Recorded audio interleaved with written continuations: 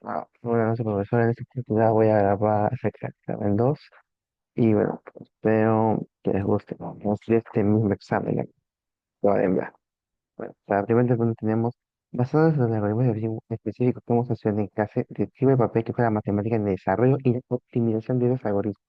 Evite ingenierías genéricas. Ya, muy bien.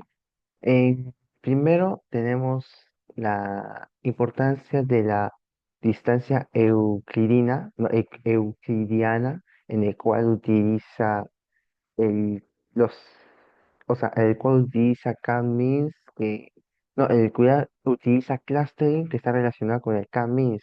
Es una medida utilizada para calcular la similitud o diferencia entre dos puntos de datos y los centroides que hay en ese espacio multidimensional.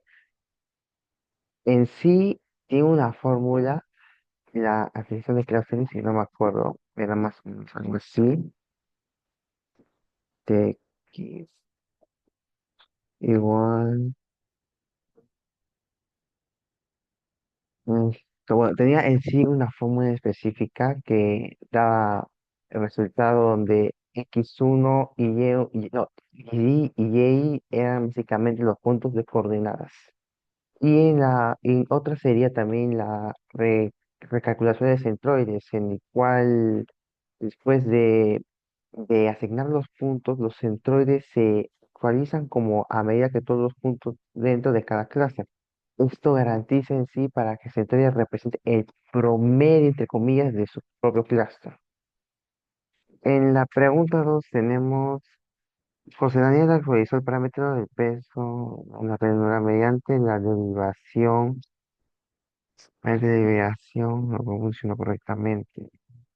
Ya, esto va a ser, a ver, para esta segunda pregunta vamos a tener que explicar la derivada de que son. este, En sí, la derivada se descompone en tres factores utilizados en la regla de la cadena, que en la primera mide cómo cambia la función de pérdida con respecto a la salida predicha, la segunda mide cómo cambia la salida predicha con respecto a la entrada de la neurona, y la tercera simplemente es uno, ya que la entrada depende directamente del bias. En resumen, esta derivada, que es la regla de la cadena que utilizamos, es un paso en el proceso de la retroprogramación al actualizar el bias en una red neuronal y se calcula utilizando la regla de la cadena. Y es una parte inferior de cómo los parámetros de modelo se ajustan para minimizar la función de pérdida y mejorar la precisión del modelo durante el entrenamiento. En la pregunta 3 tenemos, imagina que toda la humanidad ha sido convertida en pi de 300 años, si ustedes se primen de civilización para avanzar en ciencia recordar. Referencias Doctor Stone, profesor, si escucha su clase. Sí. En la pregunta 3 en sí nos piden la función de pérdida específica. ¿Cuál es la función en sí? En sí la que menciona es cerebro cuadrático medio, cerebro cuadrático medio, sí, MSE simplificado para un solo ejemplo. Se define como en sí cuando es un error que podría simplificarse así, es que me acuerdo, esto, un medio, error. En sí puede ser así, como se puede llegar a ver, es acá los igual a un medio error al cuadrado, donde el error es la diferencia entre la predicción del modelo y el valor real, y eso sería básicamente todo. O sea, la predicción del modelo se lo podemos simplificar como y predict menos y, no, menos y real. O sea, el modelo de predicción y predict y el valor real y real. Eso es básicamente, restando eso nos da el error, eh, es de la favorita acá. En la pregunta 4 tenemos, imagina que usted se conectar como consultor de ingeniería artificial por el Instituto Nacional de Estadística e Informática. Ya. En sí, el objetivo del NSE de todas las manzanas a, en base a las imágenes del Maps, utilizando las etiquetas del 3% de las manzanas ya clasificadas. Así que partiremos las siguientes etapas. Primero, extraemos las características relevantes para las imágenes de la manzana, algunos que sean más o menos destacados que otros.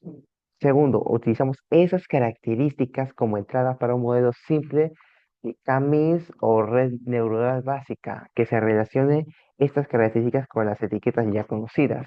Y como tercera y última, predecir las etiquetas para el resto de las manzanas que en sí nos va a servir para poder hacerlo.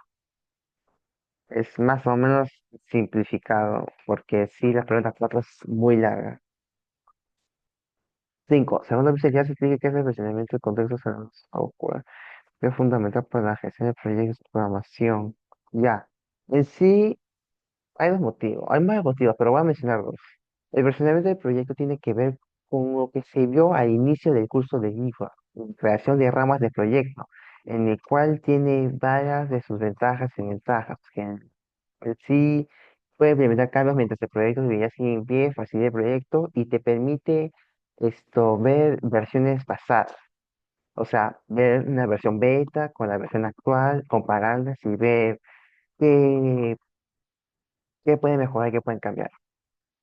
En sí tiene partes como de versionamiento que sirve para un detalle modificado, un detalle para modificar todas las funciones realizadas, ojo colaborativo como ya mencioné, etcétera, etcétera. En la pregunta 6 a continuación demuestra fragmento de código del siglo de Python. GPI GRA2. Ah, eso es muy complicado. A ver, en sí tengo toda mi idea, profesor. Sinceramente, creo que la pregunta 6 es un poco más larga que la 4. Sí, no, o sea, sí, tengo toda mi idea si pasa tomar la 6. Así que vamos con la otra. Esto. Menciona la técnica para presentar la relación de estos juegos.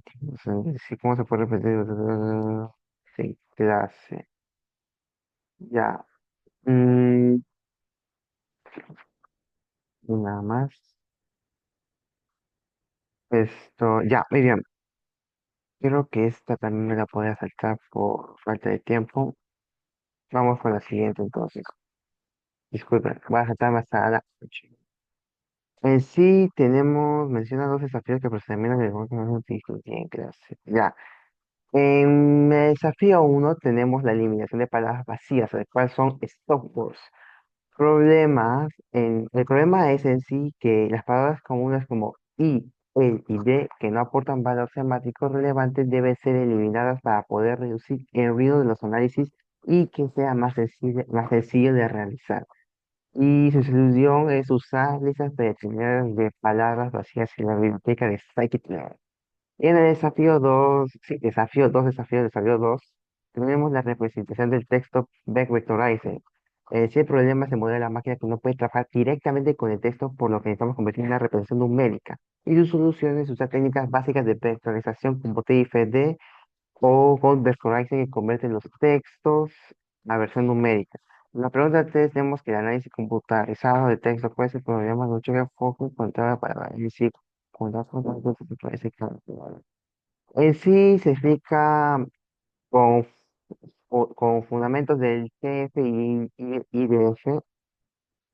En sí tenemos varias razones como la pérdida de contexto, la importancia desbalanceada, que usan también las palabras comunes el, de y e, que son los Stonewall, dimensiones de dimensionalidad alta, como los documentos largos, colecciones, etcétera, y la falta de diferenciación entre los documentos.